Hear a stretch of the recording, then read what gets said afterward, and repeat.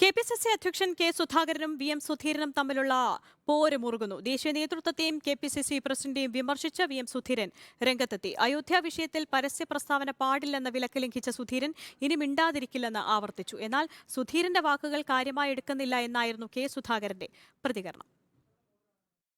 K സുധാകരന്റെ പരസ്യ വിമർശനത്തിൽ കടുത്ത അതൃപ്തിയിലാണ് മുൻ കെ.പി.സി.സി അധ്യക്ഷൻ കൂടിയായ വി.എം. സുധീരൻ. സുധാകരൻ തന്നെപ്പറ്റി പറഞ്ഞതെല്ലാം വസ്തുതാവിരുദ്ധമെന്നും സുധാകരന് പ്രസ്താവന തിരുത്തേണ്ടി വരുമെന്നും വി.എം. സുധീരൻ തുറന്നടിച്ചു. താൻ കെ.പി.സി.സി യോഗത്തിൽ നിന്ന് സ്ഥലം വിട്ടുവെന്ന എ.ഐ.സി.സി ജനറൽ സെക്രട്ടറി ദീപാദാസ് മുൻഷിയുടെ പ്രതികരണം അനൗചിത്യമാണ്. ദാസ് മുൻഷി സഹോദരൻ മണിയോട് വന്നു, എ.ഐ.സി.സി ചുമതലയായി വന്നു എന്നുള്ള സന്തോഷമാണ്. പക്ഷേ സുധാകരൻ ചെയ്ത അതേ ഔചിത്യരാഹിത്യം അവരുടെ ഭാഗത്തുനിന്നുണ്ടായി. എ.ഐ.സി.സി നേതൃത്വത്തിന് പരാതി നൽകി 2 വർഷം കാത്തുനിന്നെങ്കിലും ഫലമുണ്ടായില്ല.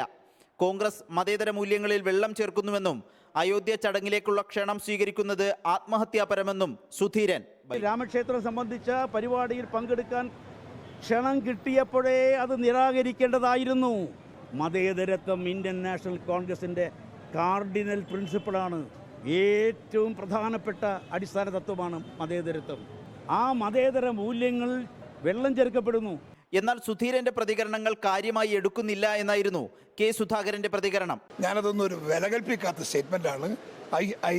I reject it. That's all. അത് അദ്ദേഹത്തിന്റെ സംസ്കാരം. That's all. കോൺഗ്രസിനെ കുറിച്ച് വി.എം. സുധീരൻ പറഞ്ഞ കാര്യങ്ങൾ അതീവ ഗൗരവമുള്ളതെന്ന് മന്ത്രി എം.ബി. രാജേഷ് ഫേസ്ബുക്കിൽ കുറിച്ചു. റിപ്പോർട്ടർ, തിരുവനന്തപുരം.